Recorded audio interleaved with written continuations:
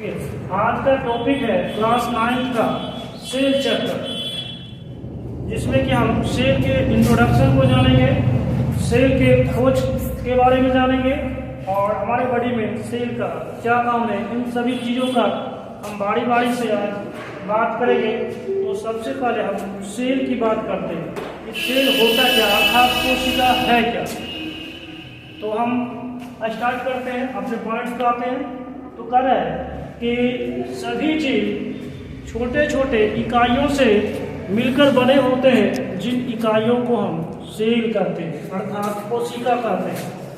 अब बताना चाहिए ये जो है हमारे जीवन की संरचनात्मक और क्रियात्मक इकाई है, अर्थात हमारे बॉडी का जो निर्माण हुआ है वो किससे हुआ है, तो सेल से हुआ है। और ये बॉडी में वर्क करता है अर्थात क्रिया करता है, इसलिए इसको संरचनात्मक एवं क्रियात्मक इकाई का नाम दिया गया। अब कह रहा है अलग अलग कोशिकाओं का आकार जो होता है भिन्न भिन्न होता है, आकृति भिन्न भिन्न होती है, बनावट भिन्न भिन्न होती है, ठीक है। और कोशिका के अध्ययन को साइटोलॉजी कहा जाता है। आपको ये जीके कंपटीशन मेडिकल में आपको पूछा जाएगा कि सेल की स्टडी को, कोशिका के अध्ययन को क्या कहते हैं, तो बताना है साइटोलॉजी, ठीक है।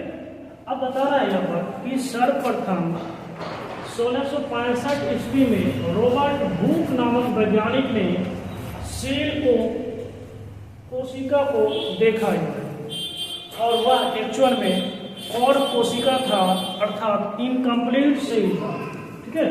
तो इनकम्प्लीट सेल था और उसको नाम दिया गया कॉर्क सेल का। तो हम समझ गए कि कौन खोजा है, तो सर्वप्रथम रॉबर्ट हुक नामक वैज्ञानिक ने 1665 में अर्थात 1665 में कोशिका की खोज किया। आप बता रहे हैं कि कोशिका में जो एक चिपचिपा पदार्थ होता है उसे हम क्या कहते हैं। कोशिका में जो चिपचिपा पदार्थ होता है उसको हम जीव द्रव्य अर्थात प्रोटोप्लाज्म कहते हैं।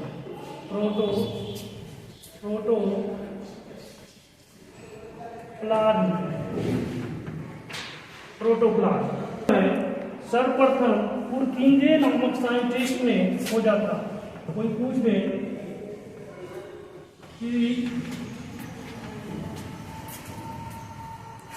कि प्रोटोप्लाज्म को किसने खोजा था, तो बताना है पुरकिंजे नामक साइंटिस्ट ने खोजा।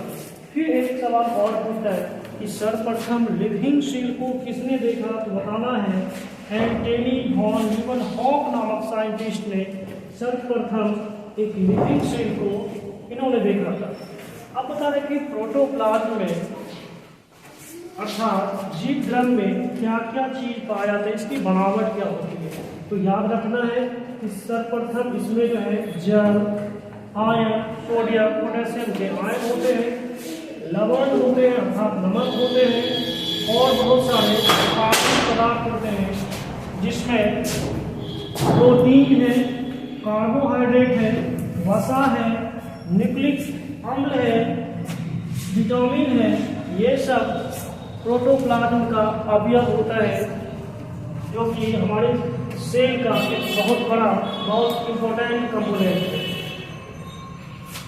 अब जो है देखते हैं अगले टॉपिक को।